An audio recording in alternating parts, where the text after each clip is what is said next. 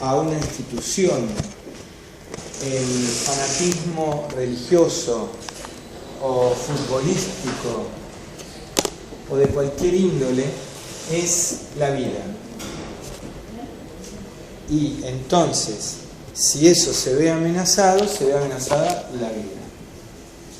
Otras veces, esta amenaza de la vida está en relación con un vínculo, como pasa en los primeros momentos de la vida, en los primeros meses de vida. Y entonces, en esos meses de vida, cualquier desajuste, cualquier dificultad para uno seguir el ritmo del otro, pone en amenaza la vida. Entonces, se trata de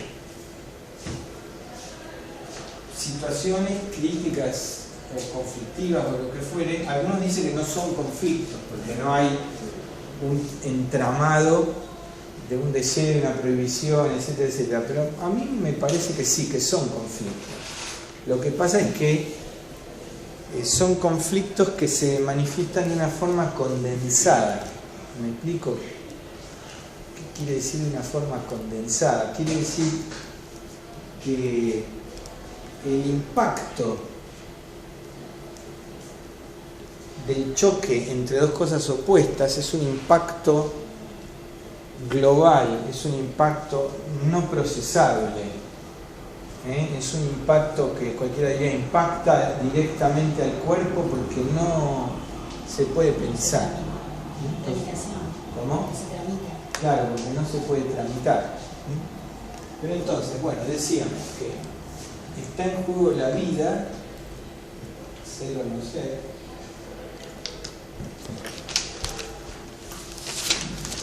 y decíamos que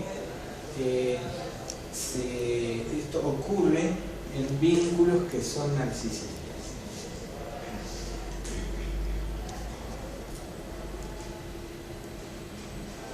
Vínculo narcisista puede ser con otra persona o puede ser con una institución o con un ideal.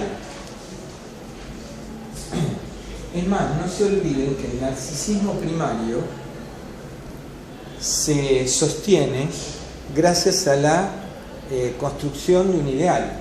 O sea, el yo ideal sobrevive en cierta forma porque crea un ideal del yo, cuando la realidad le impide seguir siendo el yo ideal.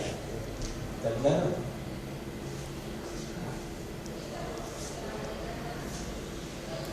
Muy bien. Entonces, vamos a hablar algunas cosas acerca de la identidad porque, como decía antes, la problemática es una problemática identitaria y además porque vamos a ver algo raro que pasa muy a menudo y es que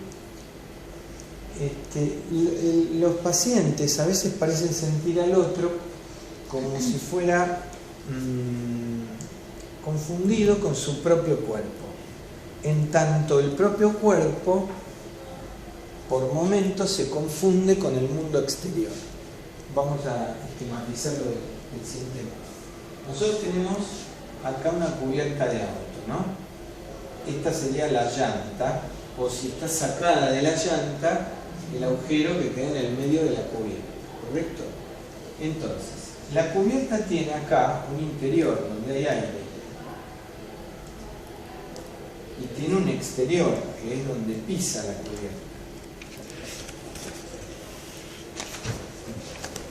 Pero acá tiene un interior que es interior-exterior, porque este agujero del medio está dentro del agujero, pero en realidad es tan exterior como el agujero de acá.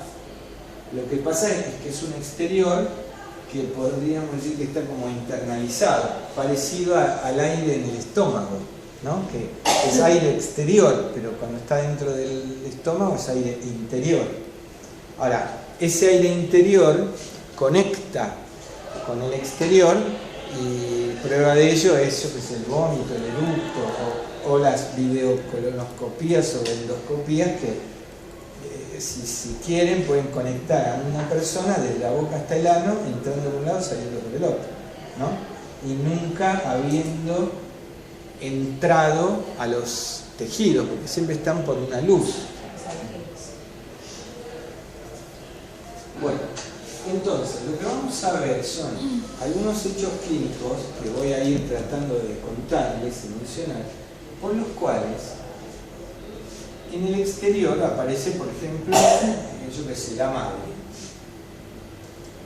Pero también aparece la casa, el cuarto, por ejemplo, el auto, o cualquier otra cosa, ¿no?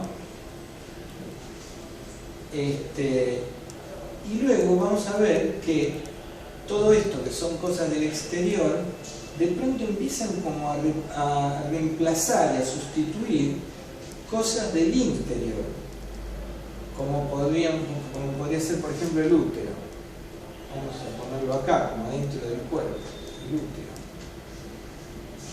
Pero el útero tiene una cavidad que conecta con el exterior y que podría estar acá, esa cavidad.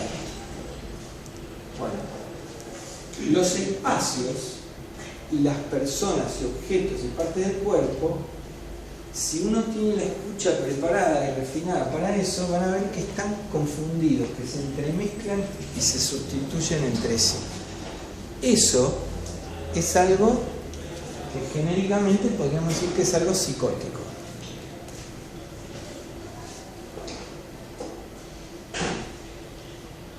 Pero es algo psicótico en una persona que no es psicótica, que no es clínicamente psicótica. Pero para entenderlo tenemos que familiarizarnos con ese pensamiento psicótico. Que esa forma de pensar que mezcla las personas externas con los objetos de la realidad, con las partes del cuerpo, y que empieza a confundir interior y exterior, es un modo psicótico de pensar. ¿Está claro? A mí me hizo el mismo ruido cuando vimos Lacan, que no había espacio entre S1 y S2, que eso es típico de psicótico, sí. Sin embargo se daba en el psicosomático, en realidad. Sí. Tiene algunas similitudes. Claro, exactamente. Hay una relación entre psicosis y psicosomática, pero muy puntual.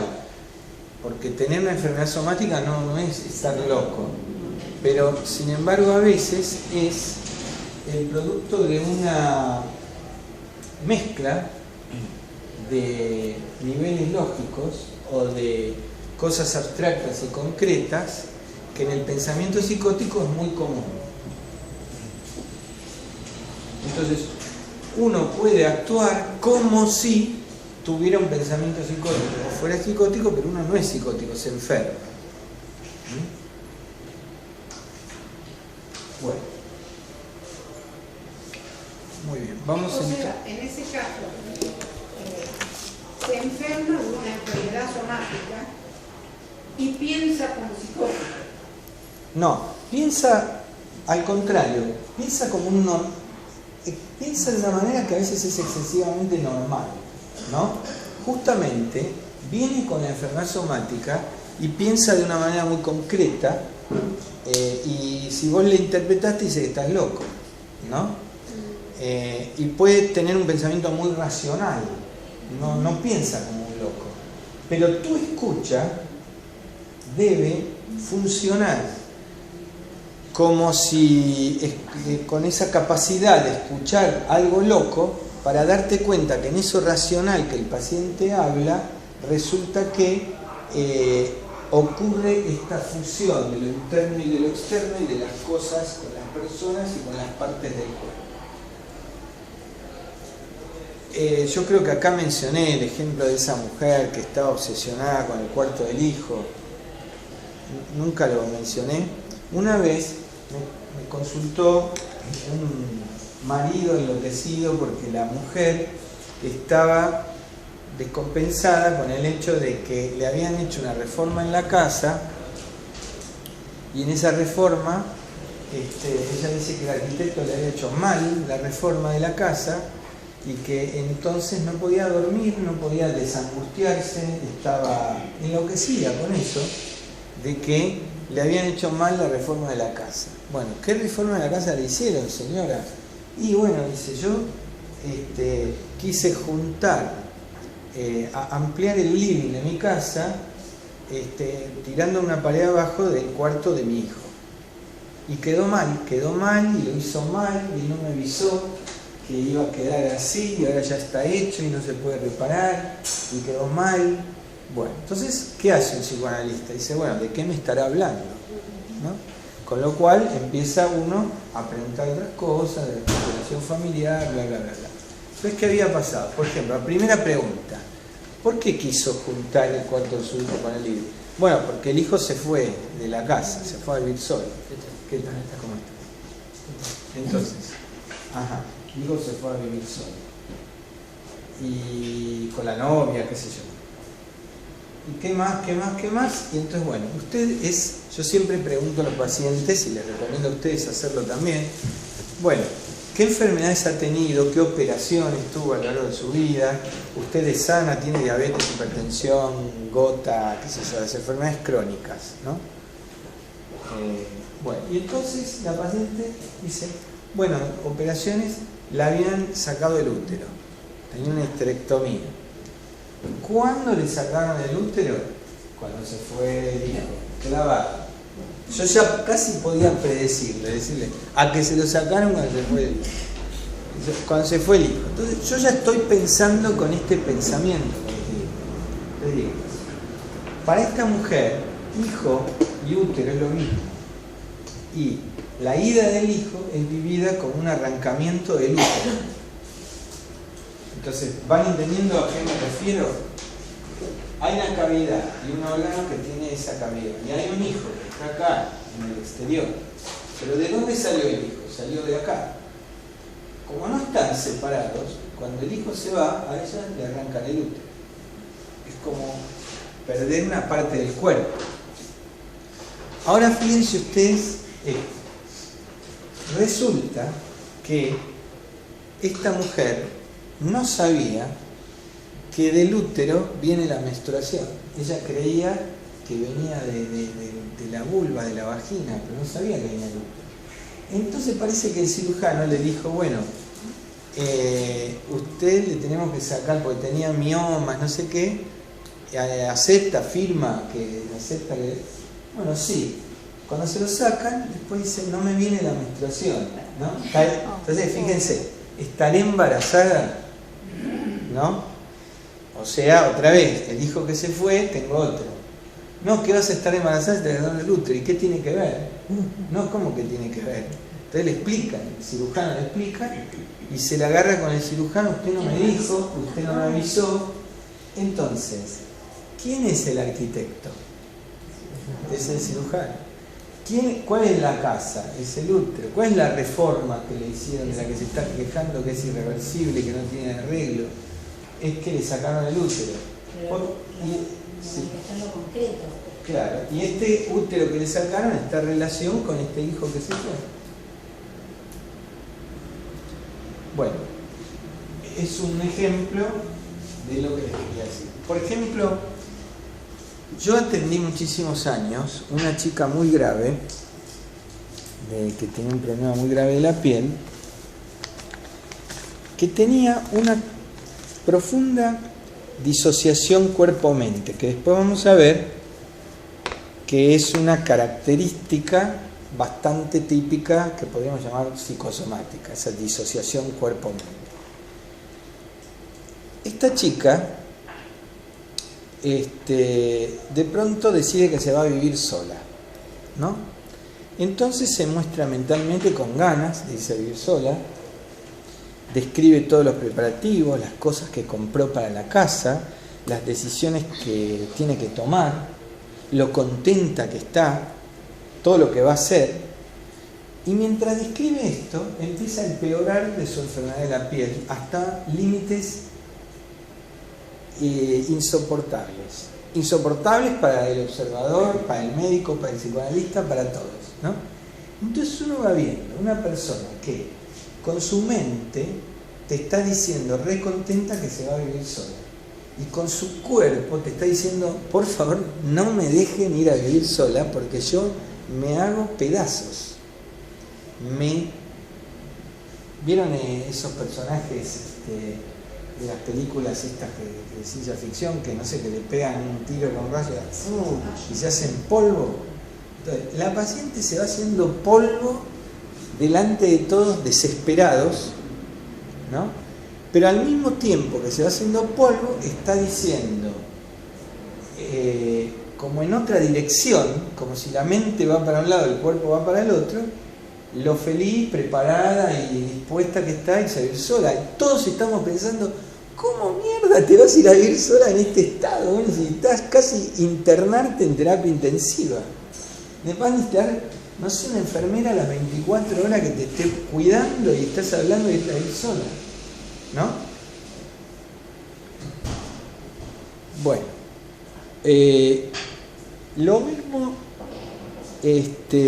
ocurrió una vez con un error mío con esta paciente, en el cual me enganché con esa parte mental de la paciente, como que me la creí.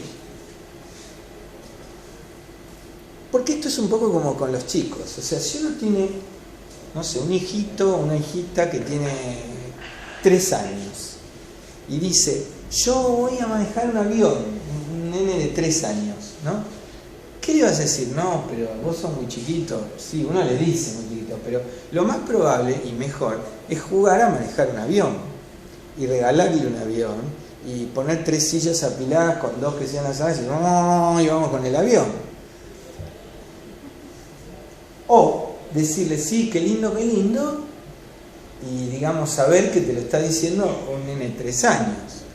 O cuando dicen, no te quiero más, feo, malo, no te quiero más, no creértelo, porque si te lo crees, tiene 3 años, después a los 5 minutos te quiere, sos el mejor del mundo.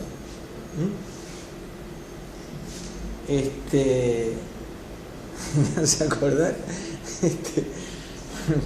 Estaba mirando el otro día la selección argentina, el partido contra Perú. Y entonces hay un jugador que juega en la selección que se llama Lavesi se llama, ¿no?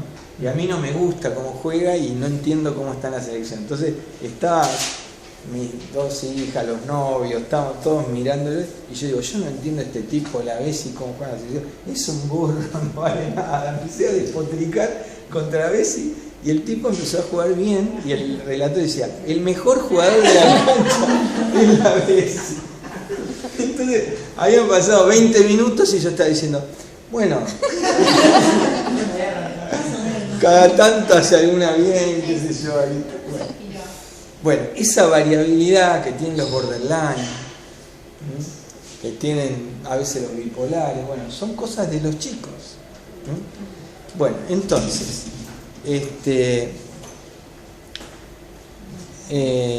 esta chica lo que pasó es que yo veía que con el cuerpo tan desfigurado y tan destruido, y de pronto un día empezó a mejorar, ¿no? Y a mí se me ocurrió, acababa de leer a Maleval, que es un autor que habla de la reconstrucción del cuerpo en las locuras histéricas. Bueno, tenía toda una teoría detrás, y dije, bueno, yo voy a tratar, ¿qué tal?, de devolverle con un espejo una imagen femenina. Era una chica muy amorfa por su enfermedad, que era totalmente desfigurante, pero una linda chica. Entonces estaba mejorando un poco y yo le dije que le quedaba muy bien un pulovercito que había traído muy ceñido, que le marcaba los... Por primera vez parecía una señorita. Entonces uno dice, bueno, a veces uno, qué sé yo, a una hija le puede decir, qué lindo que te queda, qué sé yo. Bueno, entonces le dije eso, se puso re contenta, ¿no?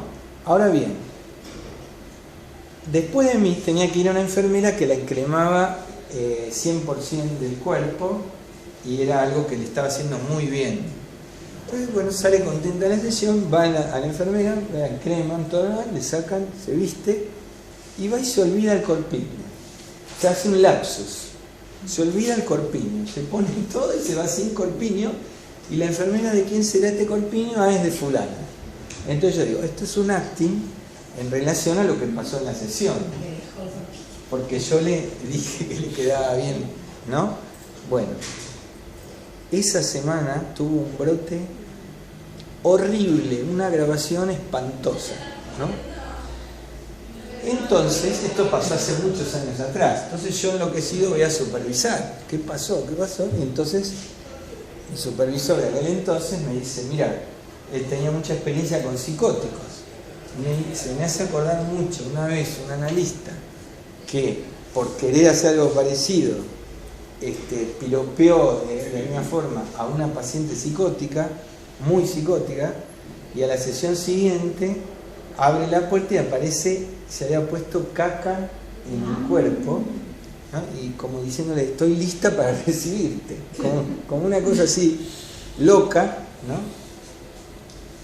Bueno, entonces el problema de esta forma de pensamiento es que cuando no se juntan lo emocional, lo racional, cuando el paciente todavía no tiene el yo para soportar una identidad, o sea, si uno, por ejemplo, le pone en un espejo una identidad erotizada y el paciente todavía no sabe si es hombre o mujer, si es ser humano o animal o qué es, eso es una imagen anticipatoria que precipita una grabación. Yo aprendí un montón de eso.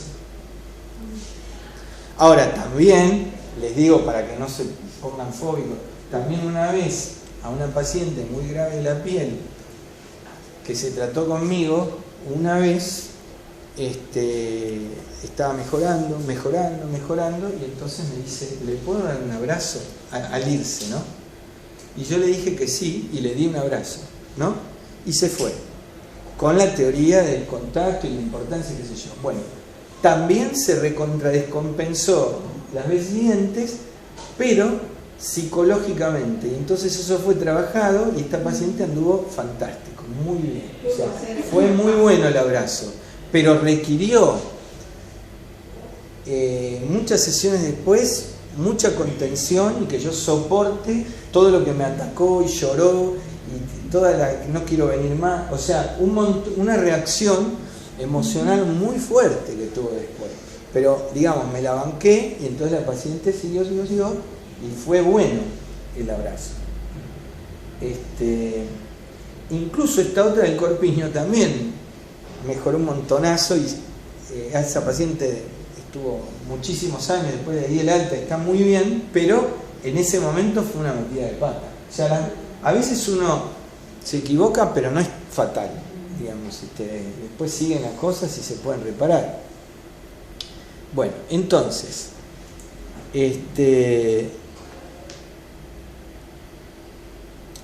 hay pacientes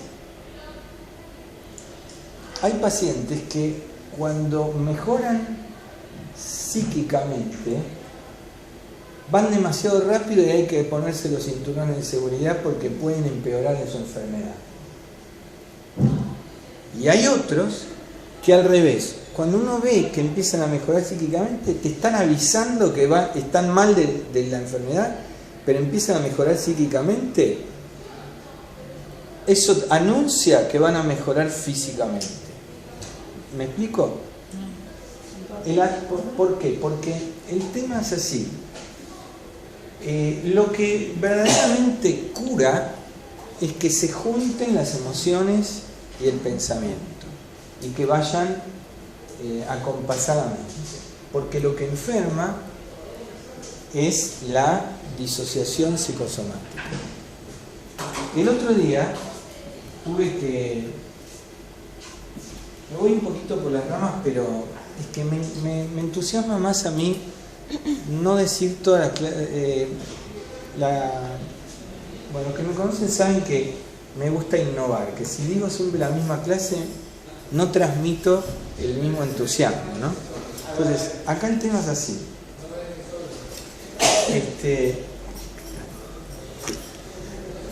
Pepe, por ejemplo, ustedes saben que la memoria no está en un solo lugar del cerebro, que la memoria se registra en distintas localizaciones cerebrales y que no hay un solo tipo de memoria, como se creía en algún momento en el que se preguntaba dónde se almacena la memoria, ¿no? Entonces hay varias memorias. Y que esas memorias se establecen por localización y por conexiones. O sea, depende de la red, es la memoria afectada. Entonces hay una memoria que es la memoria episódica, ¿no? ¿Qué pasa? Que es la memoria episódica, que, por ejemplo, si alguien tiene una lesión en el hipocampo, que es una zona del cerebro, cercana ahí en el lóbulo temporal, si uno tiene una lesión en el hipocampo, de pronto no se va a acordar con quién desayunó esta mañana o a dónde fue, porque esa memoria es una memoria especializada en recordar las cosas vinculadas, cosas y personas y sucesos vinculados a un momento preciso y a una situación, como a un episodio, como si uno dijera el episodio de una telenovela, ¿no? En cambio, Carmen tiene un problema en el lóbulo temporal, pero en otra localización, que no es el hipocampo, y por lo tanto tiene un tipo de problema de memoria que afecta a otra memoria, que no se llama episódica, y por la cual ella no se acuerda qué es un auto. No puede concebir lo que es un auto y no sabe explicar lo que es un auto, ¿no? A esa memoria se llama memoria semántica y tiene que ver con los conceptos y sus significados. Pero a esa misma persona uno la pone en un auto y te maneja el auto perfectamente, porque conserva una memoria que se llama procedural o procedimental, que es como la que tenemos todos nosotros que sabemos, pongamos, cómo andar en bicicleta o cómo nadar. ¿Sí? Las dos primeras memorias, la episódica y la semántica, son memorias explícitas o declarativas, son memorias conscientes. La otra, la procedural, es una memoria inconsciente. ¿Me siguen hasta acá? ¿Qué tiene que ver esto con lo que estaba hablando? Bueno, que hay otra memoria más. Hay otra memoria más. Que es la memoria emocional. Esa memoria emocional hace que si yo, por ejemplo, tuve un accidente en un ascensor, me acerco al ascensor o en un avión. Por ejemplo, a mí me pasó una vez que viajé a Santiago de Chile y el avión fue el peor vuelo de mi vida. El avión era un día claro como el de hoy, pero había pozos que no se pueden predecir porque es sobre aire claro, que no se pueden predecir. Entonces, cada 2x3 caíamos en picada con una montaña rusa y chocaba como si chocara contra el piso y volvía a levantar, ¿no?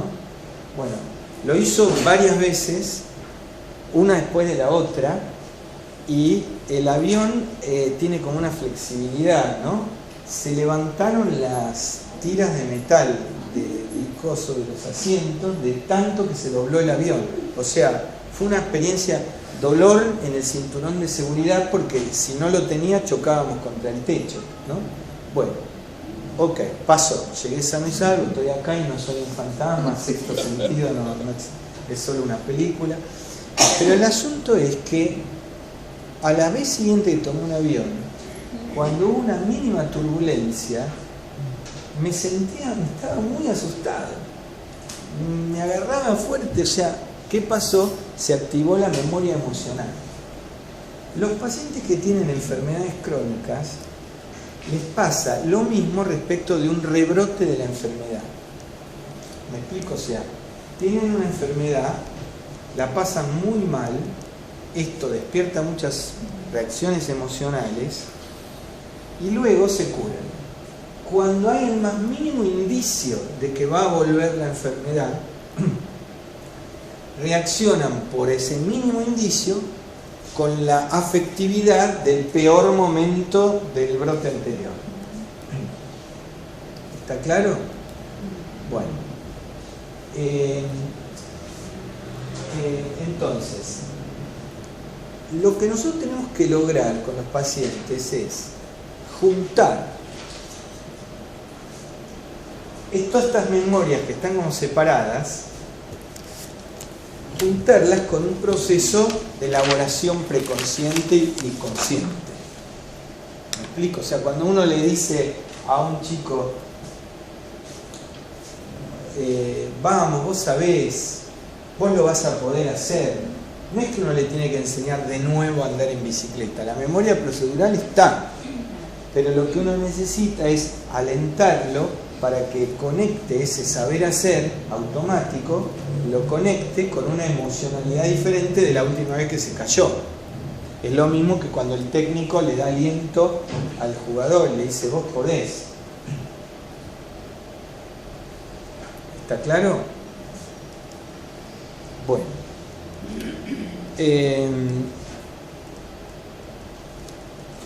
Por ejemplo, a ver.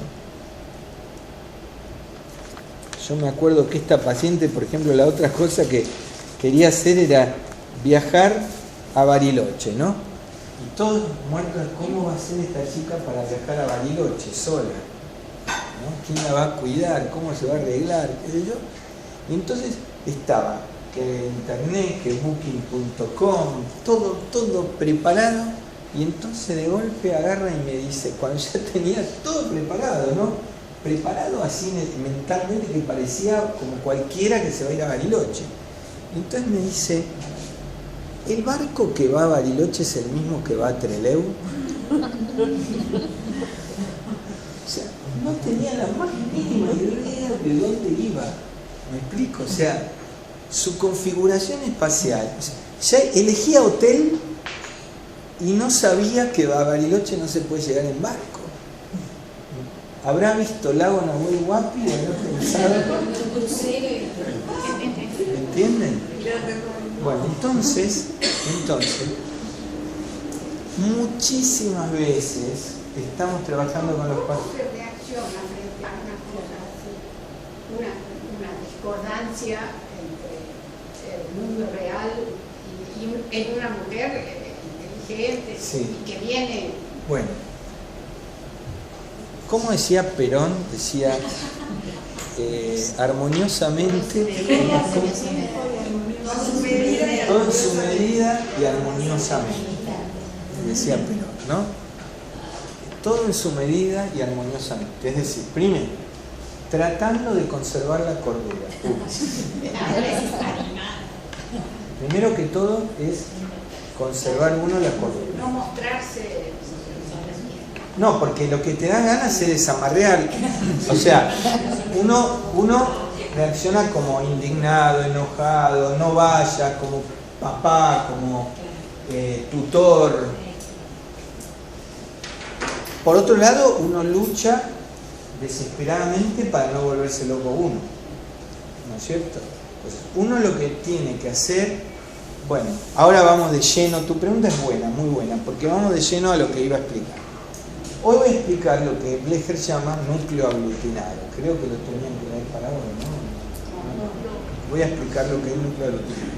Entonces, una de las características del núcleo aglutinado es que es algo loco que el paciente deposita en el analista.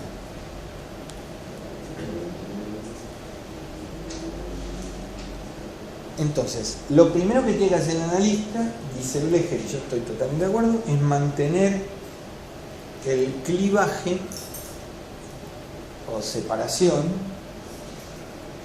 entre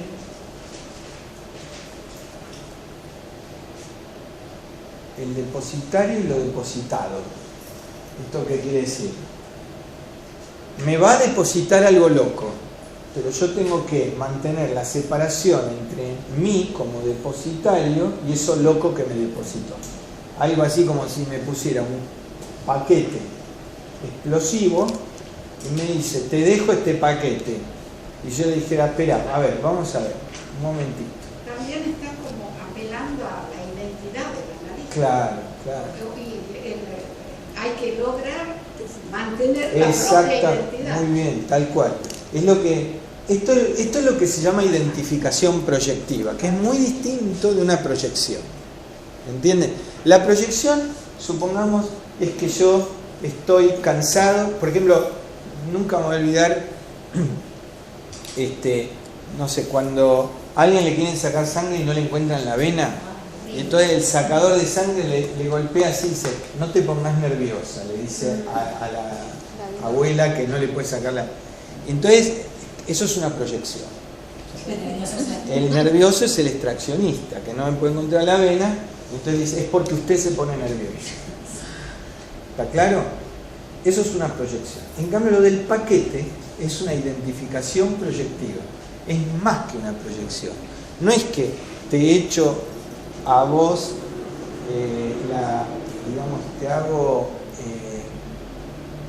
te atribuyo a vos mis sentimientos, sino esto es más, te doy una parte del self, es la identificación proyectiva. Una parte del self que yo considero que es peligrosa, o que es una parte de mi cuerpo, o que es algo que yo no puedo procesar, o incluso también hasta pueden ser partes buenas. Y luego que te dejo ese paquete te tengo que controlar. ¿Puedo contar algo que me pasó con una paciente por ahí? Claro. Nada que ver, o me hizo acordar? Viene por otras cosas, pero uno de los temas es que este embarazo ella lo quería y el marido no. ¿Pero qué? Ella quería quedar embarazada, pero ya tenían 2 hijos, el marido no quería tener 2 hijos. Pero ella le dijo que igual iba a tener un tercer chico, ella es diabética. Bueno, entonces estaba hablando de otra cosa y yo le pregunto en un momento si ya sabe el sexo. Y me dice, sí, que va a ser un varón. Entonces le digo, ay, bueno, y pensaste en hombre. Siempre mi supervisor me dice que haga hincapié en él. Me dice, no. Le digo, no hay ninguno que te guste. Me dice, no. Y en un momento me dice, porque el que está dentro, entonces yo le repito, que está dentro. Y me dice, no, bueno, mi hija y mi marido pensaron, no me acuerdo, Tiago, Matías, pero yo hasta que no me lo sacan, no dijo no, hasta que no me lo sacan, no pienso. Y entonces, a mí me sorprendió esto, como si hubiera sido un embarazo no deseado, qué sé yo, para mí lo entendía, pero ella no podía, no quería. Y yo le digo, ay, ¿vos te gustan esos nombres? No. Y le digo, ¿cómo te comunicás con el bebé? ¿Cómo le decís? No. Me dice, bueno, cuando se mueve me pongo contenta y lo toco. Si no se mueve, me preocupo. Pero yo hasta que no sale, o no me lo saque, repito, no... Y por ahí es la que tomo la... Pero a ver, ¿y vos cómo lo pensás? ¿Qué es lo que te conectó con lo que hablábamos? Esto de... que había un deseo, pero que no lo podía nominar hasta que no lo vi, hasta que no fuera materializado. Claro. Es interesante, porque a ver, uno podría, en una primera escucha, que yo creo que no, claro, yo creo que no es, lo que voy a decir ahora no es, pero lo primero que uno podría pensar es la típica cábala de la persona obsesiva que dice, no voy a hablar antes que nazca porque tengo miedo que si hablo lo pierda o le pase algo, salga mal formado, que son temores normales, obsesivos, y que son típicas formas de pensamiento elíptico. Si yo hago tal cosa, un pariente se va a morir, ¿no? Que es un pensamiento mágico del obsesivo, ¿no? O la obsesiva. Pero lo que ella está describiendo es una paciente que no termina de digamos, adoptar o apropiarse de la identidad de mamá y del hijo que tiene adentro, ¿no? No sé si, como que ni para decir, se llama así, yo quiero que se llame así, va a ser mi futuro hijo, ni para decir yo lo voy a parir, claro, sino que me lo saca. Me hizo acordar, no me acuerdo qué autor, que decía que hablaba en la tercera persona, ¿no? La tercera persona. Claro. Entonces me lo van a sacar, porque el marido le elegía el nombre, claro. Como que ella no estaba involucrada. Claro. Como si fuera una muela. Claro. Me la van a sacar, la muela del juicio. Sobre todo cuando ella decidió tenerlo, porque el marido no quería, aparte es diabética. Era re loco y todo hablaba así, ¿no? Por ejemplo, el marido, el papá era colectivero y ella decía que no lo quiere más porque anda torcido. Pero ¿cómo anda torcido? Y era que andaba con mujeres.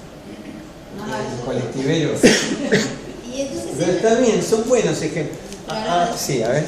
No, lo que no termino de conectar es donde se ve la identificación proyectiva que se hace en ese caso. En este caso, a ver, ¿y vos qué pensás? No, yo no sé si es identificación. A mí no sé por qué lo hace cuando lo de... Ella asoció con la disociación cuerpo-mente y probablemente se le ocurrió el ejemplo, vos me dirás si... A ver, gracias. Porque cuando yo hablaba de la identificación proyectiva decía que era como un paquete que viene otro y te lo deposita, y vos sos el depositario, ¿no? Entonces la paciente de ella está como si el hijo hubiese sido un pedazo de otro que se lo metieron y ahora se lo van a sacar.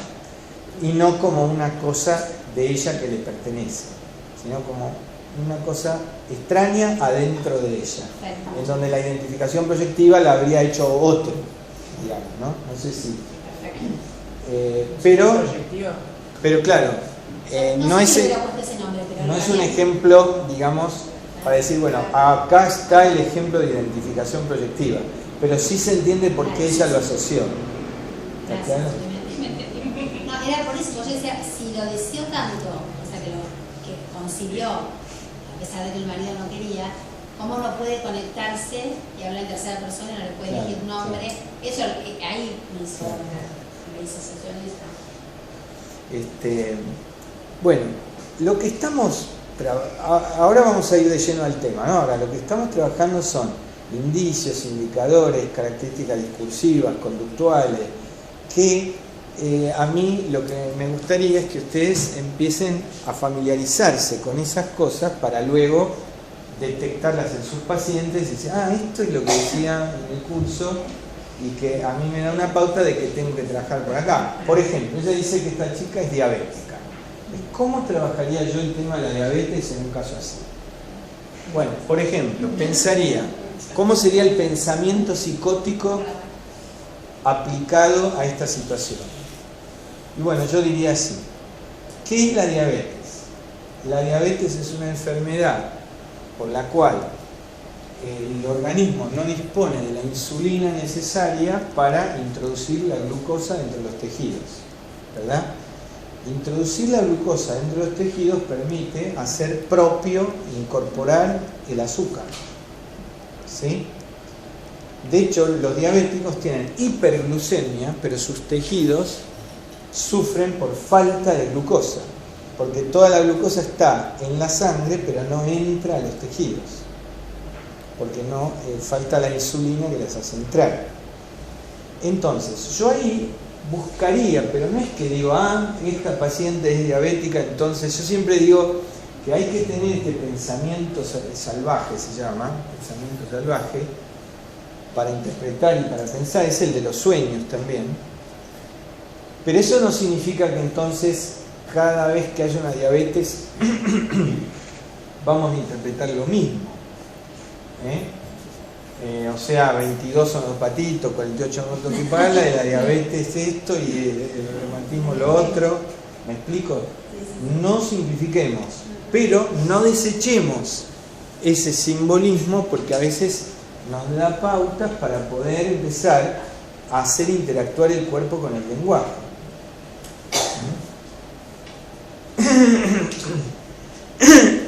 Bueno, muy bien. Entonces, ahora vamos a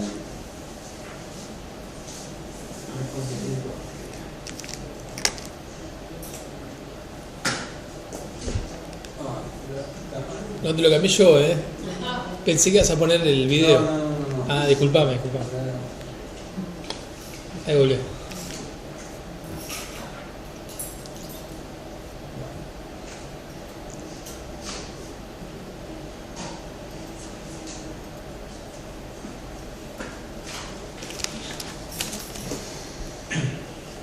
A partir de ahora voy a seguir ideas de Blecher, que es un psicoanalista argentino que escribió un librazo muy bueno, se llama Simbiosis y Ambigüedad, denso, algo pesado, pero muy rico, clínicamente rico, interesante.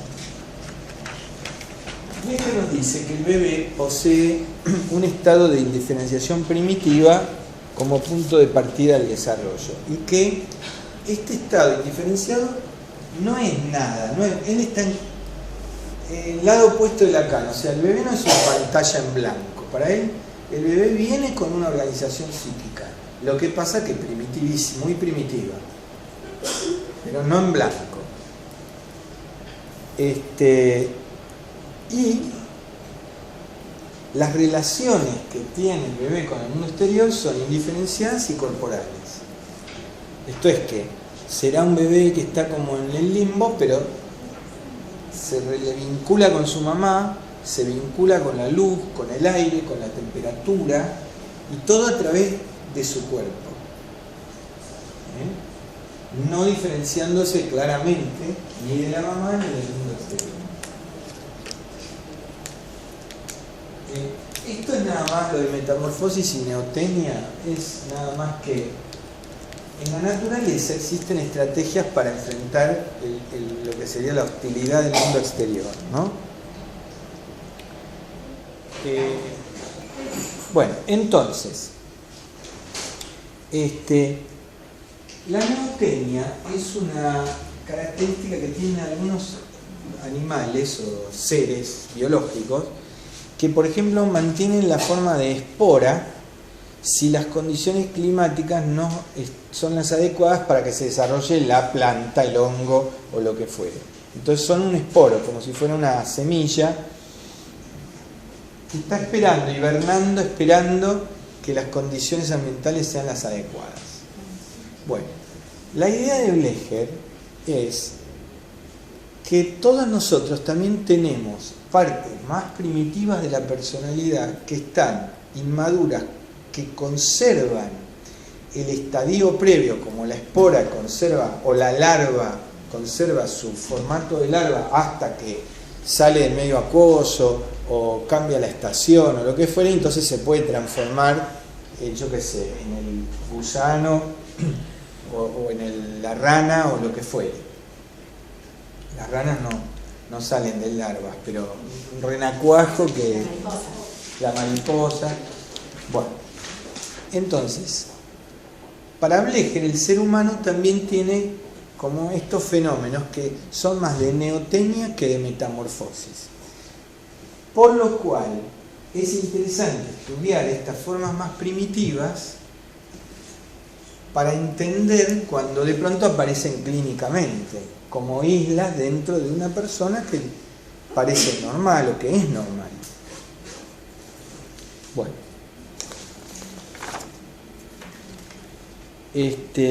vamos a ver. Entonces, él llama núcleo aglutinado a una parte. Perdón, una pregunta, ¿es una defensa o es un estado en reposo? Es un estado en reposo, pero lo que es una defensa es no dejarlo que se desarrolle. Pero el estado en sí no es una defensa, es un estado normal, evolutivo, de los primeros momentos. ¿Me explico? ¿O no? Sí, o sea, hay algo que se facilita para que se desarrolle, claro, se levanta la defensa. No, en realidad no. Sería así. La mamá de un bebé es lo que facilita que ese bebé se desarrolle. Cada vez más se va probando que, por ejemplo, nosotros tenemos una carga genética. Ustedes no saben las cosas que se están descubriendo, yo no puedo creer las cosas que se están descubriendo en psiquiatría, en psicología. Por ejemplo, hay un montón de enfermedades que son genéticas, cosas que nosotros consideramos psicológicas son genéticas. Ahora bien, entonces, ¿qué quiere decir? ¿Que en vez de terapia la gente va a necesitar ingeniería genética? No. A la vez que se descubrió que hay cosas, por ejemplo, que hasta la neurosis obsesiva podría haber genes que determinan que una persona tiene una neurosis obsesiva, los genes tienen como unos interruptores que se prenden y se apagan, ¿no? Generalmente tienen muchísimos interruptores apagados. ¿sí? Hay toda una disciplina que se llama epigenética, que es las consecuencias de que determinados genes se prendan y se expresen. La palabra, como ustedes lo van a encontrar científicamente, es expresión de un gen. Hay genes que se expresan, genes que no se expresan. ¿De qué depende que un gen se exprese o no se exprese? De factores biológicos y factores ambientales. Los factores ambientales son la madre, el aprendizaje, la sociedad, la cultura, etcétera, etcétera, etcétera. Como además se descubrió que las neuronas tienen plasticidad y que establecen nuevas conexiones, resulta que de cómo te trata tu mamá va a ser el cerebro que tenés y los genes que se expresen. Tu mamá y tu papá. Y tu familia y el país en el que estás, ya que estamos fritos todos nosotros. Y el concepto de resiliencia. Bueno, por ejemplo, yo tengo una paciente. No, digo el concepto de resiliencia entonces. Y el concepto de resiliencia. A ver, ¿por qué claro, lo preguntas? Porque el concepto de resiliencia justamente es, digamos, las herramientas psíquicas que tiene una persona que ha pasado por situaciones muy traumáticas como para hacer otra cosa con eso. Bueno, pero la resiliencia seguramente tiene dos componentes. Un componente es que vos haces otra cosa con eso, pese a lo traumático de los acontecimientos que viviste, porque tenés un background que seguramente te dieron los que te cuidaron, o tus viejos, o la familia en la que naciste, o las cuestiones sociales que te ayudaron, más tu carga genética. Entonces, por ejemplo, a ver, suponete, yo tengo una carga genética que basquetbolista de la NBA no voy a llegar nunca a ser. Pero, ustedes créanse o no, cuando yo era pibe era voleibolista. ¿Y qué hacía? Bueno, entrenaba como una bestia para saltar más alto, porque estaba en desventaja y tenía que saltar mucho. Me ponía pesas en los tobillos y saltaba con las pesas. Ahora bien, lo que natura non dà, Salamanca non prestas. Nunca fui, digamos, ahora no sé cómo se llama, pero en aquella época se llamaba rematador, digamos, que son los más lungos que bloquean y rematan. Eso no podía, yo era lo que ahora se llama líbero, que es el que defiende y el que le levanta la pelota a los demás. Ahora, ¿qué? Estoy diciéndolo, de la terapia. Estás ahí luchando. Bueno, ahora, el asunto es que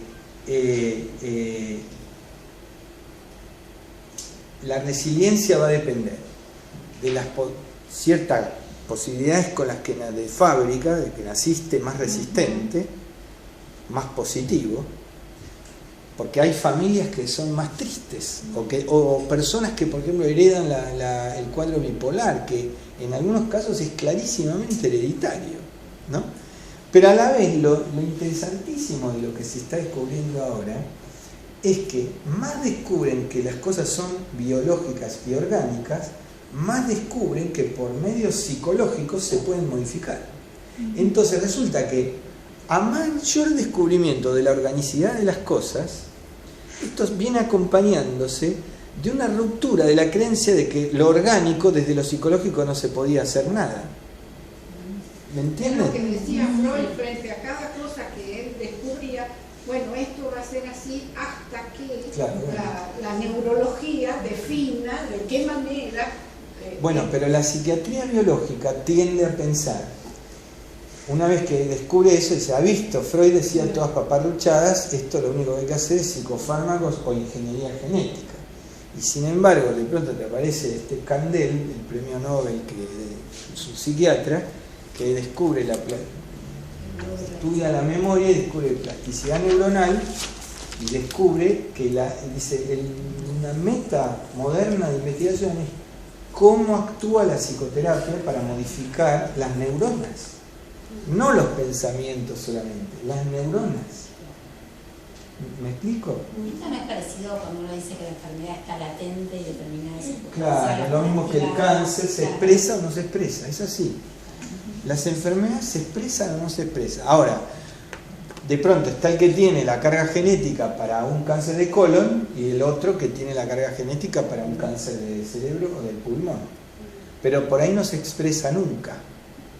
Y eso va a depender de factores de aprendizaje, de factores sociales, emocionales, psicológicos, históricos, del significante, de todo lo que estudiamos nosotros. Más esa carga, digamos, ¿no? Bueno, ahora, esto antes venía por... No, antes de la resiliencia. Entre resiliencia estaba el tipo que está con la mina totalmente chiflada, que le revienta la tarjeta de crédito, que lo persigue y le hace la vida imposible, que lo cela y no lo deja hablar por teléfono con los amigos, ¿no? Y el tipo sigue con esa mina. ¿Y por qué no la deja? Porque es la madre y porque es depositaria del núcleo aglutinador de él. ¿Cómo se hace el depósito? ¿Cómo es el momento en que... por transferencia? Por internet no es. No sé. No, ¿cómo se hace? Y bueno, no, pero no, de tu pregunta, conociéndote, tiene que tener algún plus. O sea, claro, ¿cómo se hace? Es muy general. No, evidentemente, este hombre que elige a la mujer que le gasta y no se puede separar de ella, y ella le depositó no, él depositó a ella algo. Y por ejemplo, ese tipo va a ir al vestuario.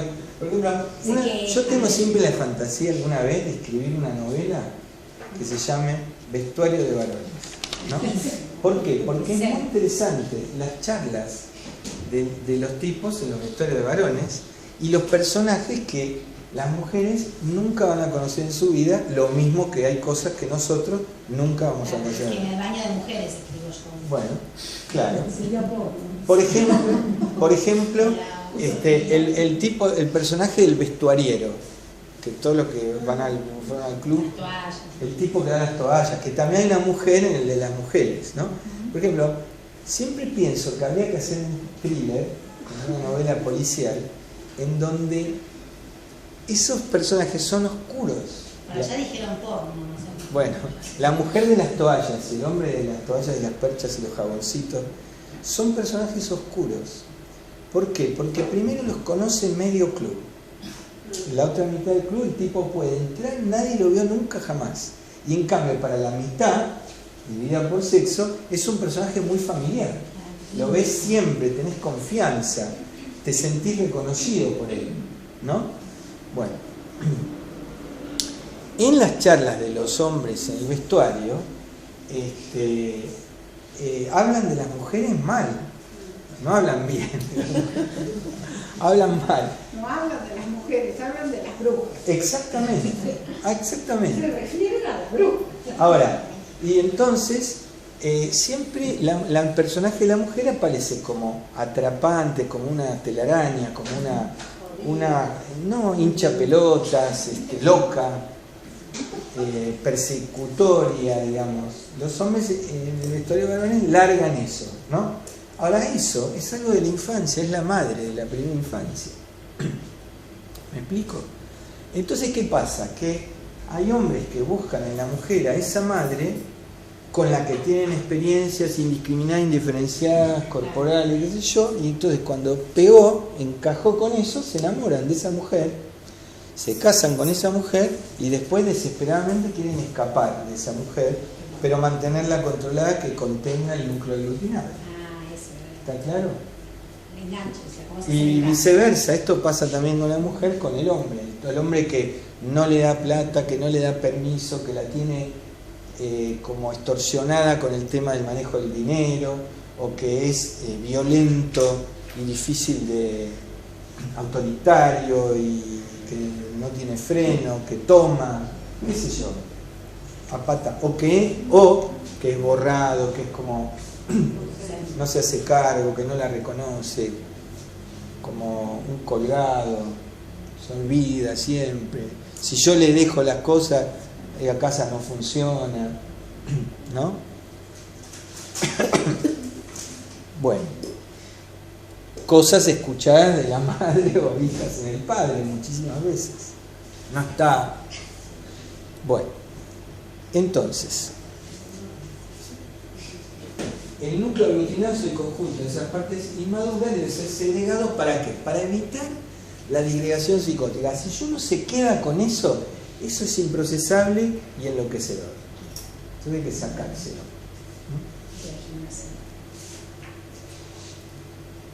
Bueno, de cuán grande sea el objeto aglutinado, de eso va a depender la subjetivación, o sea, cuánto alguien se hace un sujeto,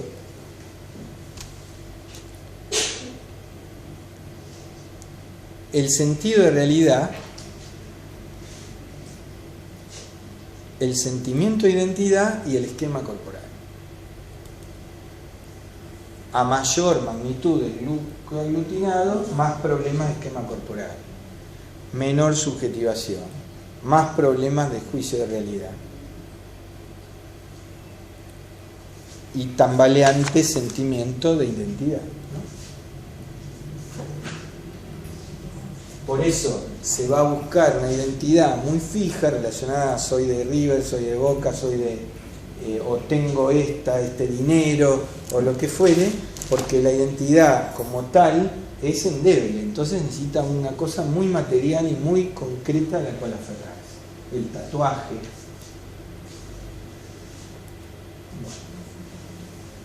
Es lo que decía al principio, que una institución o una Claro. religión te sostiene. Te sostiene. Entonces, la clínica del objeto aglutinado, que se lo trata de controlar, pero si se pierde el control del objeto aglutinado, aparece la invasión masiva del yo, es decir, como una sensación de confusión. Hay veces que los pacientes vienen y dicen, por ejemplo, una paciente el otro día se mudó y dice, estoy abombada, abotagada, y aparte tengo un zumbido en el oído, que me dijeron que son acúfenos y que está con el otorrino laringólogo y que no lo encuentren, y entonces que tengo vértigo. ¿Y por qué? Porque se estaba mudando y se ve que la mudanza le movilizó el núcleo aglutinado. Entonces empezó con esos síntomas: perplejidad, vértigo, está descrito por Leger. Son momentos de inestabilidad. ¿Vos en qué estás pensando?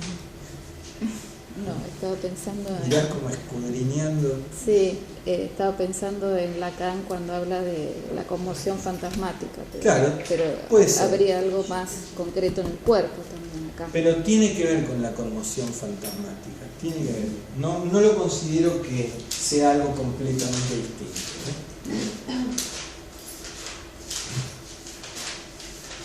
Bueno, ¿cómo se controla un objeto aglutinado? Por medio de una relación simbiótica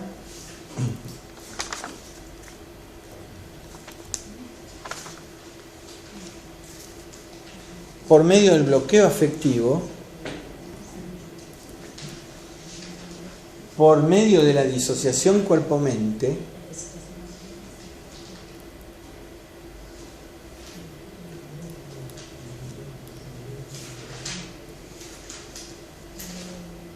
y a través de la enfermedad somática o con síntomas hipocondríacos. Seguramente. Me parece que no manché. Objeto aglutinado sería en quien yo deposito ese núcleo aglutinado. El núcleo y el objeto aglutinado es lo mismo. Es Lo mismo. Objeto aglutinado y núcleo aglutinado es lo mismo. Cuando se acá aparece el control del objeto aglutinado, se logra a través de esto. Si yo desarmo esto, Claro, por eso los pacientes no quieren saber de nada con el análisis, porque vienen con el bloqueo afectivo, ¿no? Vienen con el bloqueo afectivo y uno trata de que sientan. Y el paciente dice, yo siento disgregación psicótica. Y esto es importante detectarlo, por eso yo les recomiendo que diagnostiquen esto, es decir, ¿cuánto es la amplitud del núcleo aglutinado del paciente? Uno se da cuenta si está con un paciente al estilo de la histeria o si uno está con un paciente al estilo de la psicosis. ¿Cómo nos damos cuenta? Bueno, porque si es muy disociado, porque si es indiscriminado, por ejemplo, en los pronombres personales, en el tipo de vínculos familiares, en la emocionalidad, la manera como expresa sus emociones. ¿Vieron cuando la gente normal dice, este es chapita y este no? ¿No es cierto? ¿Viste cuando en el trabajo alguien dice, esta es una histérica, y aquella, ojo, porque esa es chapita? Bueno, esa es la manera vulgar de detectar la que es chapita, la que tiene. O sea, ahora ustedes van al trabajo y dicen, no, lo que tiene es una amplitud del núcleo aglutinado.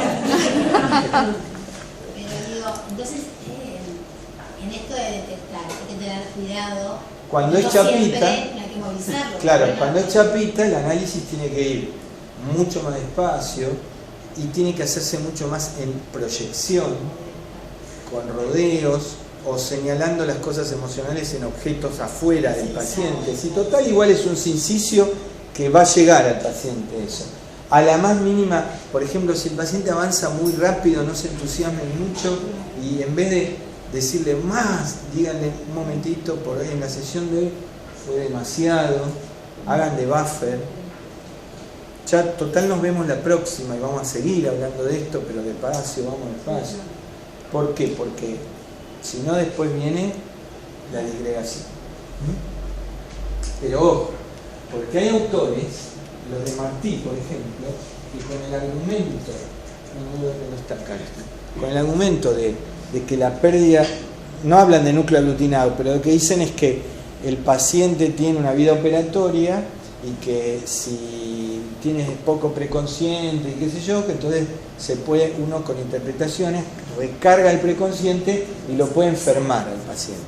Tienen razón, pero no es por poco preconsciente, es o por lo menos a mí me gusta más pensar que no se trata de una cantidad de preconsciente del palabra, sino que se trata de una dificultad para recibir determinadas emociones que lo superan al paciente, que es mucho, too much, como dice, ¿no?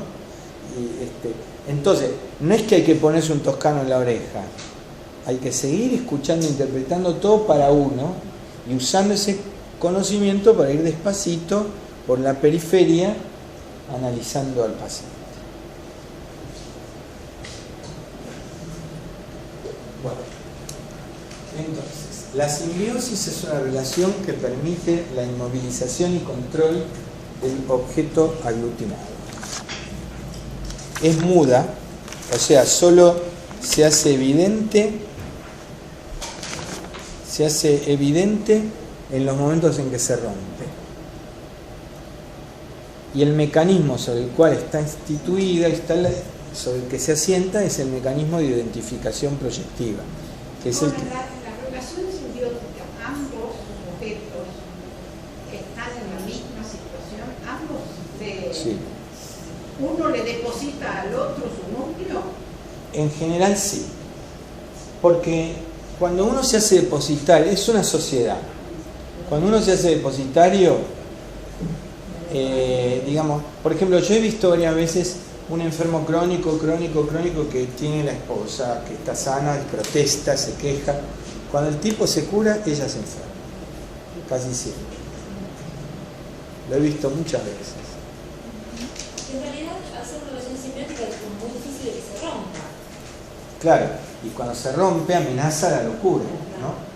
Pero bueno, hay que irla trabajando.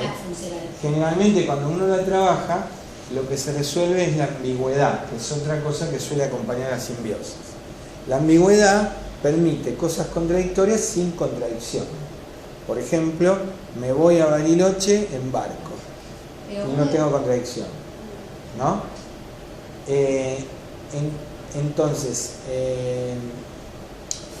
cuando eso se empieza a mejorar, ahora te dejo, ¿vale? Lo que aparece es el conflicto y toda la familia dice está peor, pero está mejor, porque empieza a tener conflicto el paciente. Hasta puede tener angustia. Si se angustia y no se enferma, está mejor también.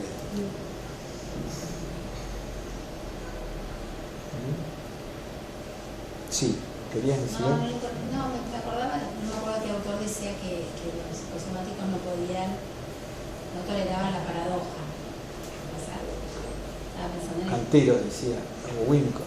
sí, pero esto que no pueden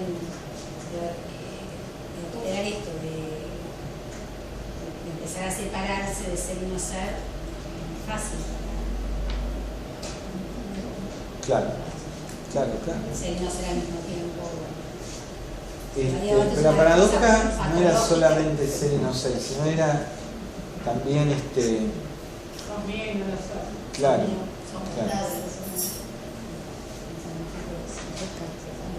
Yo pensaba que esto era patológico pero funcional. Funciona.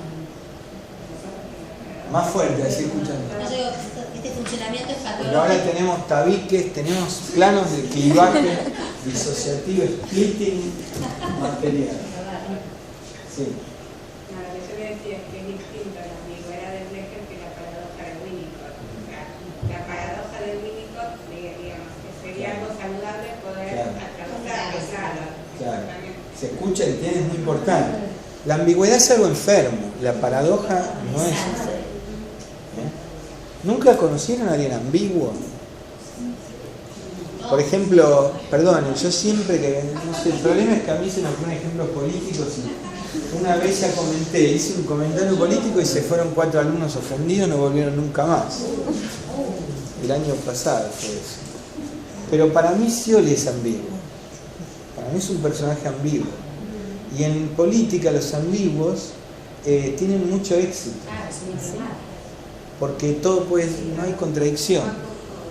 Porque diferentes tipos de sujetos pueden identificarse con él. Y además porque sí, digamos que sí. Digamos porque te puede decir algo contradictorio y no parece que no se le mueve un pelo. ¿Me explico? Y suena como si fuera cierto cuando es evidente que no lo es. ¿No? Pero lo puede decir transmitiendo como una cosa afectiva que parece sincero. ¿Me explico? Bueno. Jorge, Sí. tengo una consulta respecto de lo que decías de señalar objetos como por fuera del paciente, o sea, la forma de abordaje, cómo se trabaja con un paciente con estas características, siendo que uno generalmente está más acostumbrado a trabajar desde el otro lado, entonces la interpretación de tener un sustrato, como si querés ampliar un poquito más lo que habías comentado. Bueno, primero que todo, manteniendo el clivaje entre depositario y depositario, o sea, nunca cediendo. Por ejemplo, si el paciente habla de un tema y de personas, como si uno las conociera y le leyera el pensamiento, permanentemente intervenir diciendo, pero yo no sé quién es, de quién me está hablando. No, pero si yo le dije, sí, pero me lo dijo hace... Usted no menciona mucho a fulano. Yo no estoy en su cabeza. No puedo saber, usted me tiene que explicar. O por ejemplo, supónganse, uno que me dejaba la botellita. Venía un paciente que venía con una botellita, yo lo conté. Y entonces cuando terminó me dejaba la botellita. Entonces interpretar eso, decir, bueno, a ver, yo no tengo problema, la tiro, pero a mí me parece que usted me deja esta botellita. No, dice, es que tengo, ¿dónde la quiere que la tire? No sé, afuera está lleno de tachos, pero no hay problema que la tire acá, pero yo creo que usted deja la botellita porque es una manera de no irse de acá. Como que una parte de usted queda acá. El paciente te va a decir que usted es psicoanalista, se va a reír, te va a burlar, pero después no deja más la botellita. Había una que le pedía ir al baño siempre. Sí, hay una que pide ir al baño. Bueno, esa...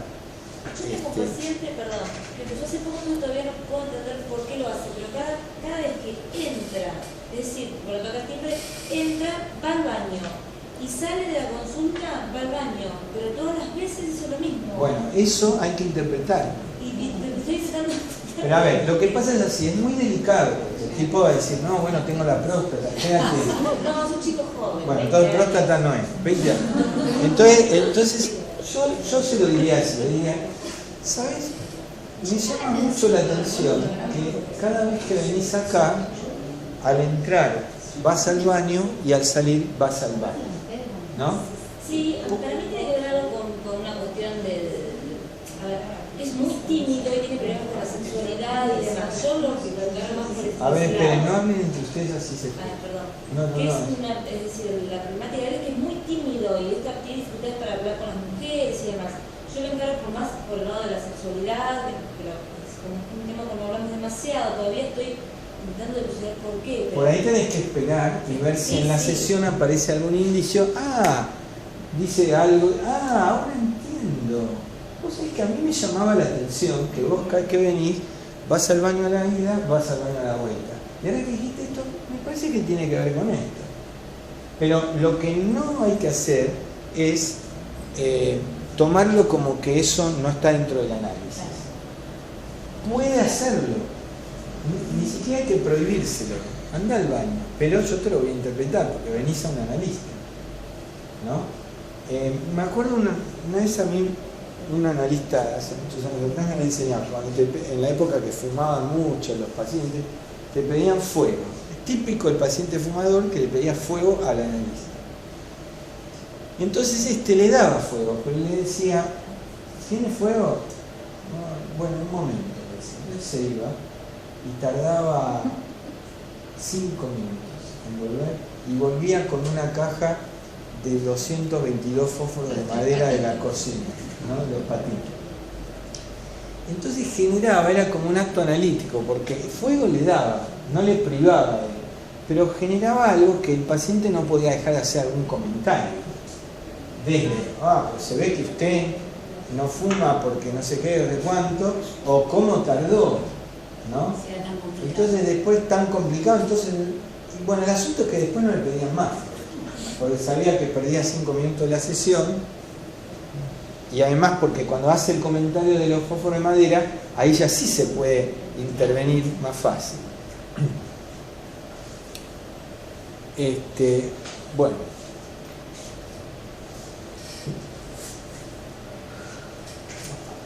¿Cómo se puede observar qué tipo de proyección? Porque la identificación proyectiva incluye el mecanismo de proyección. Es más complejo que la proyección, porque ya os expliqué la diferencia, pero incluye uno al otro. La proyección no incluye la identificación proyectiva. En cambio, la identificación proyectiva sí incluye a la proyección. Entonces, uno puede proyectar en otro ser humano, en los objetos del mundo externo, y entonces tenemos, por ejemplo, el pensamiento operatorio fue siempre interpretado como una falta de fantasías y de actividad psíquica, como si fuera solo la reproducción. Y sin embargo, yo creo que hay algo en el pensamiento operatorio que es proyectivo y que busca, a través de la proyección, concretizar las sensaciones, las fantasías, los sentimientos, los conflictos, y que por eso es una proyección que queda detenida. Y entonces, por ejemplo,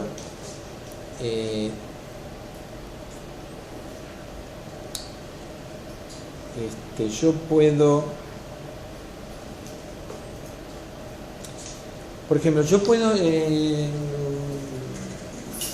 a una paciente le cambié la hora como 4 o 5 veces últimamente, por problemas que tuve que cambiar la hora siempre a ella. Y es una paciente macanuda, que nunca me hace problemas, que todo bien, me facilita las cosas.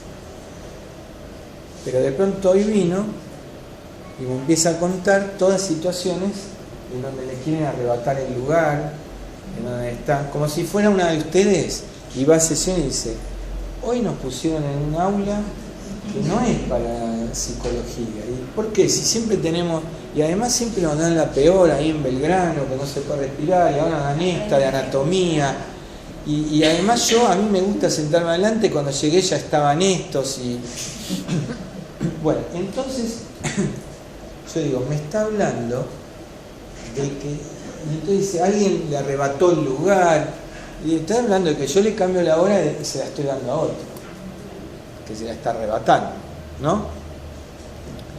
Bueno, eso es neurótico, no es pensamiento operatorio. Pero en cambio, si por ejemplo viniera y hiciera un discurso aburridísimo, repetitivo y descriptivo, ayer fui a un aula que tenía unas piletas de aluminio, y yo no sé por qué la ponen del lado derecho y no del lado izquierdo, y el aire acondicionado debería cortar cada 30, y empieza a describir cosas y objetos. No es que no hay sentimiento, lo que pasa es que está fijando en una sola escena algo que tiene que ver con una sensación de incomodidad o de splitting o de lo que sea. ¿Está claro? Entonces es una proyección sobre los objetos del mundo externo.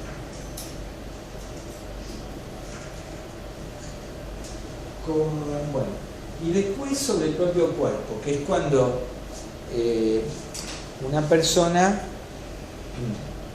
por ejemplo, dice, tengo un zumbido en el oído, esta otra parte tiene un zumbido en el oído, un zumbido en el oído, y después, cuando casi terminando la sesión, dice que vinieron los suegros a la casa y que no lo soporta más porque son gente que no escucha. Y que dice, no escuchan. Entonces yo solo le dije, no escuchan. Y ahí se dio cuenta enseguida, ¿no? Bueno.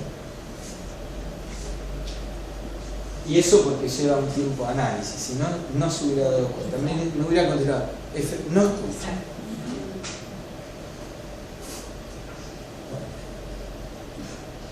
Entonces, por ejemplo, Pepe puede decir esto: mi enfermedad no se quiere ir, se va a jubilar conmigo.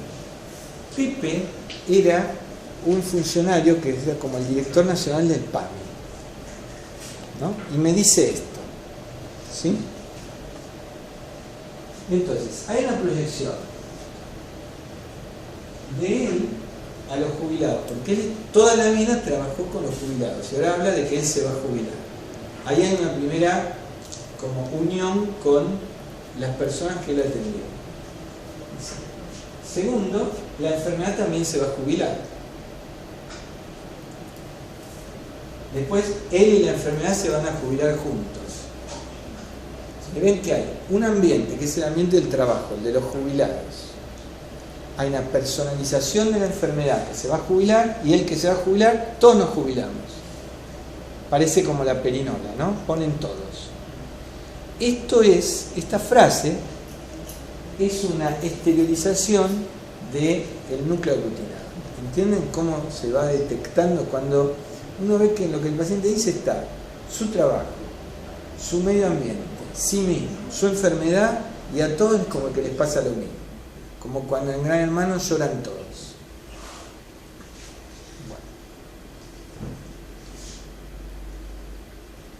Vamos a ver. Cuando hablamos de disgregación psicótica, el término en alemán es Zerspaltung y no splitting, que es en inglés, o Spaltung en alemán, que son términos muy utilizados en psicología, ¿no? El splitting es una disociación sobre planos de clivaje ya establecidos, como cuando uno dice, bueno, vamos a separar, no sé, las dos puertas de una alacena que tiene la endija y todo. En cambio, la Zerspaltung sería, se hace añicos, como el vidrio de un auto. Bueno. ¿Cómo? Otra manera como esto se ve en la clínica. Por ejemplo,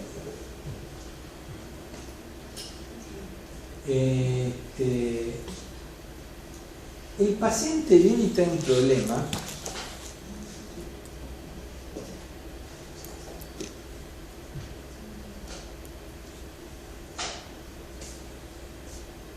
Pero el problema, él dice, por ejemplo, ¿no? Mi mamá está siempre enojada, gritando, que sé yo, que sé cuánto. Fulano se asustó y huye. A todos les pasan cosas en el discurso del paciente. y que se queja, digamos, de algo que nadie le responde. Pero el paciente no se hace cargo de nada. Todo aparece como una reacción del entorno. Y después ustedes van a ver que eso también pasa en el grupo médico tratante. Si es un paciente internado, o sea, el paciente está ahí, padece la enfermedad, ¿no? Entonces, hay un médico que sobreactúa y sobremedica o lo opera porque se angustió. Hay una enfermera que se enoja. Hay otro que se pelean entre sí, el residente 1 y el residente 2. Todo se mueve alrededor como las hormigas en un hormiguero pisoteado, ¿sí? Pero el paciente está impertérrito, contando todo eso que sucede alrededor. Como un espectador. Esa es una forma de disociación cuerpo-mente. Y la otra es el que se hace cargo de todo, es el paciente sobreadaptado que cuenta cómo su familia es un desastre y entonces tiene que llevar a la madre al psiquiatra porque está con Alzheimer, al padre que no se ocupa de la madre le tiene que conseguir los remedios porque tiene la próstata, al hermano que se borra y jamás se ocupa de nada le tiene que dar guita. Entonces usted ve que la paciente labura, gana, con lo que gana mantiene a la familia, se ocupa de los padres, le hace la guardia a los amigos, se ocupa de todo el mundo, pero no siente nada. Son dos polos del mismo problema, ¿entienden? En uno hay un bloqueo afectivo, que es el precio que el paciente tiene que pagar para resolverle los problemas a todos. ¿Qué tal? ¿Conocen casos de esos que le resuelven los problemas? ¿Nunca vieron? Son fantásticos, son pacientes que me dicen, yo con la mitad de esos quilombos ya estoy descompensado, ¿no? Sí. Y el anterior son pacientes que no se hacen cargo de nada, pero están rodeados de quilombos alrededor. Porque esta otra está en bloqueo afectivo, pero resuelve todo, resuelve la borrachera de la madre, resuelve la guita que mantiene al hermano, mantiene todo bien a costa de sí mismo. Perdón, tengo una paciente que era de este tipo, ¿no? De bloqueo afectivo y resolvía el problema de todos los demás. Y es decir, empezó a surgir conflicto y demás, y él se empezó a enfermar. ¿Y por qué? Claro, porque efectivamente, porque ¿cómo se paga esto? Se paga con la enfermedad somática. Porque el bloqueo afectivo impide lo que expliqué al principio de todo cuando hablaba de las memorias. Impide integrar. Y ahí donde impide integrar, tu capacidad de procesar situaciones vitales se va empobreciendo.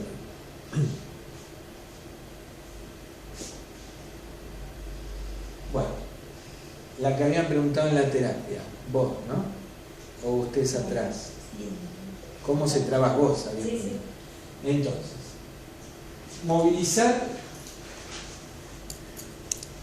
el núcleo aglutinado. ¿Cómo? Como expliqué antes, más fomentando la diversidad de vínculos. Por ejemplo, cuestionando. Por ejemplo, en un grupo de terapia a veces pasa que moviliza el núcleo aglutinado. A veces pasa cuando el paciente decide ir a correr, andar en bicicleta con un grupo. Todas esas cosas diversifican los vínculos y empiezan a cuestionar. Porque cuando el paciente se queja, por ejemplo, recuerdo en un grupo que se quejaba, y entonces dice, ¿pero cómo? ¿Y tu marido? Dice otro miembro del grupo. No hace nada. Los otros que ven de afuera empiezan a ver que ahí hay alguien que está pero no está. Y se lo hacen ver al que se está haciendo cargo de todo y que por ahí se está quejando. Fragmentar lo que está pegoteado. Ah, bueno, ahora entiendo, esto es otra cosa, y ahora este es otro problema. O un señalamiento que diga, entonces, hoy me parece que usted me está hablando de 3 cosas distintas. De esto y de esto otro. Que se han juntado y entonces le pegan más fuerte, pero me explico, es como a este le viene y le pega con piñas, este otro le está pegando patadas y este le está diciendo cosas que lastiman. Entonces usted viene todo lastimado, pero son tres frentes distintos. Luego discriminar y luego pasar a una posición integradora que en kleiniano sería una posición menos esquizoparanoide, más depresiva, integral. Y transformar la fusión y la confusión en contradicción y la ambigüedad en conflicto. Cuando el paciente empieza a confundirse porque él dice, no, pero claro, pero esto es contradictorio, es que está mejor. Cuando en cambio es uno el que se confunde y sale con sueño de la sesión, letargado, ¿no? El paciente descargó y se va campante, ahí el paciente vino a hacer una catarsis y depositar su microaglutinado. Vieron esos pacientes que uno dice, ahora viene... Cantado que es por esto, Cada paciente que tengan, que usted diga, hoy, justo hoy, que estoy con un poquito de sueño, con dolor de cabeza y viene tal, ¿no? Qué pesado que es. No es pesado, es pesado, pero ¿por qué? Porque habla y lo que quiere es depositar.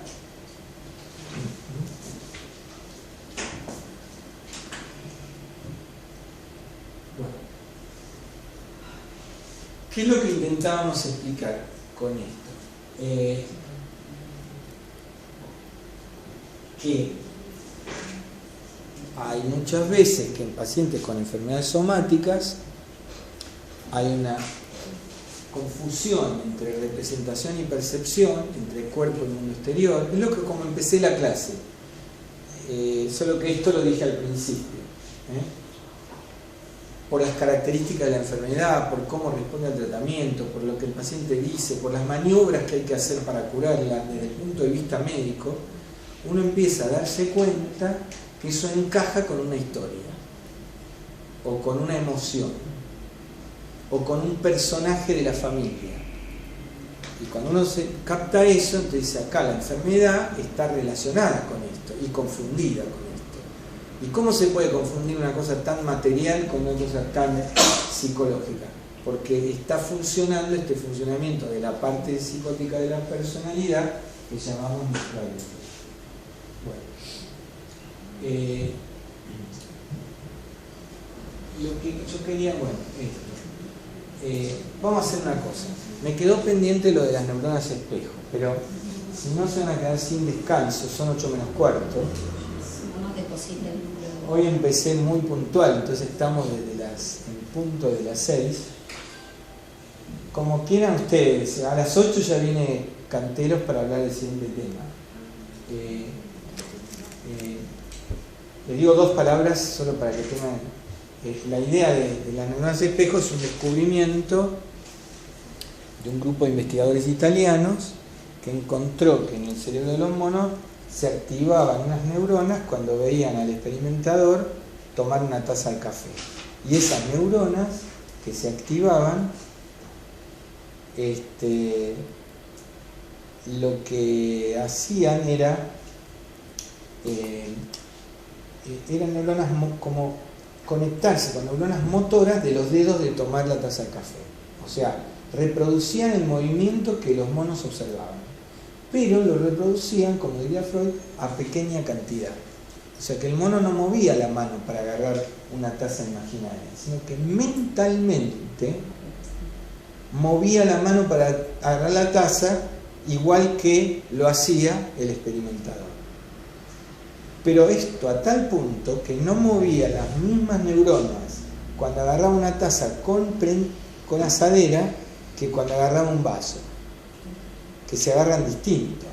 Se activaban neuronas distintas, neuronas motoras de los dedos de agarrar la asadera o de la mano de agarrar el vaso.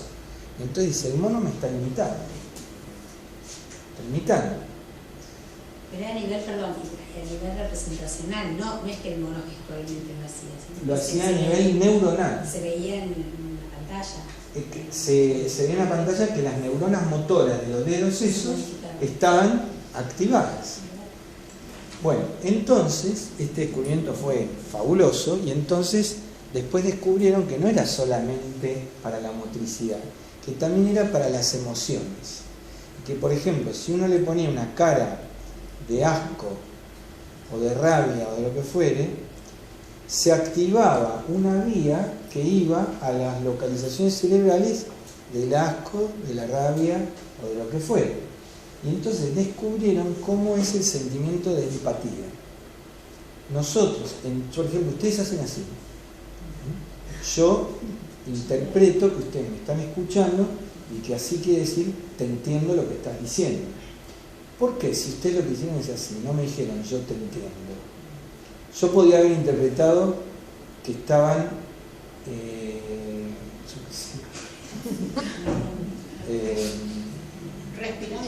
estirando la columna, no sé.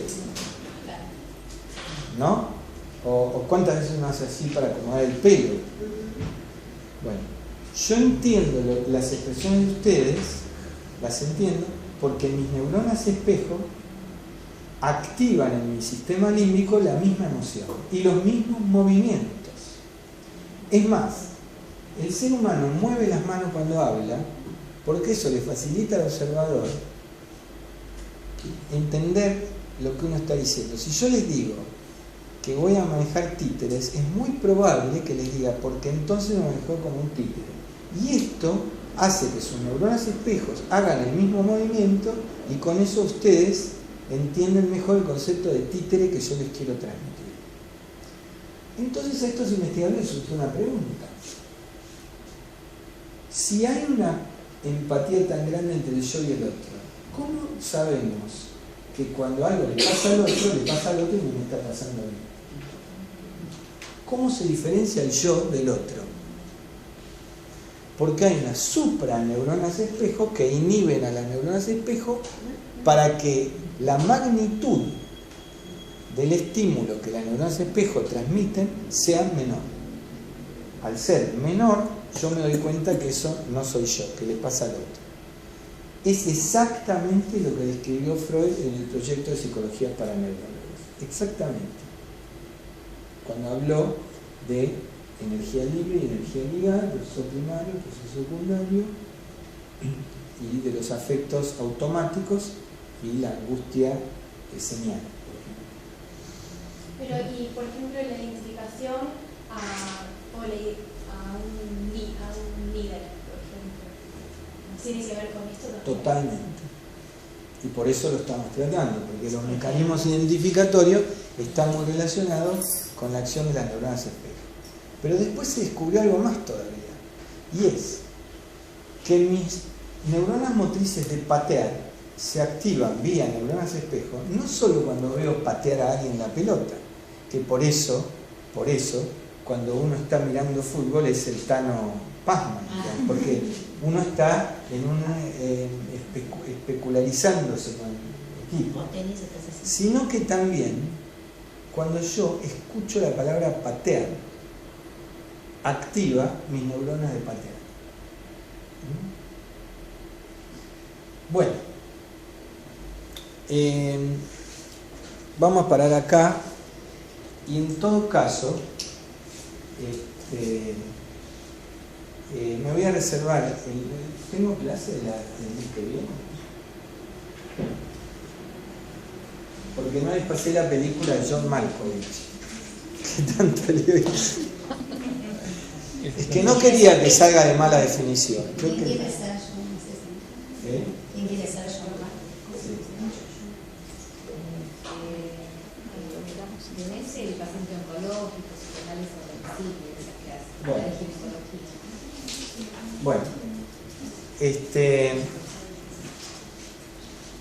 Bueno, vamos a pasarlo el mes que viene, o capaz que vemos si mañana, un ratito, dura 15 minutos. Sí. Bueno, el mes que viene. ¿Estamos? Y de paso lo hacemos mejor. Bueno, recreo y ahora viene Canteros a hablar de armas. ¿Alguna pregunta que me quieran hacer más? Sí. Sobre la neuronas espejos, quería saber, ¿tenemos toda la misma cantidad o se podría pensar que ponerle un autista o una persona disociada tiene menos? En realidad se cree que una de las razones del autismo es un problema de las neuronas espejos. Por eso no tienen empatía. Sí, yo lo había escuchado en relación al autismo. Claro. Sí, yo les recomiendo un libro, se llama Las neuronas espejo, se llama Iacoboni, el autor, y tiene un capítulo sobre autismo. No, con Iacoboni. A ver, yo lo tengo acá. Es este libro editorial Katz, Marco Iacoboni. Como Jacoboni, pero con I en vez de J. Y B larga. Y después les recomiendo entrar al Facebook de mi cátedra, que para entrar entran a Facebook y ponen, no se puede linkear, lo vamos a linkear en la plataforma web nuestra, de acá, y entonces para que escuchen unas charlas de 10 minutos de un investigador indio que se llama Ramachandran, que es un especialista en miembros fantasma con el corte y la relación con las neuronas espejo. Es súper interesante. Está en inglés, pero sale con subtítulos. Si ustedes abajo un cartelito, traducir, y les aparece con los subtítulos. Es muy, muy bueno. Un paciente diabético que vendrá más para el caso, la interconsulta la pidió por el dolor en el miembro.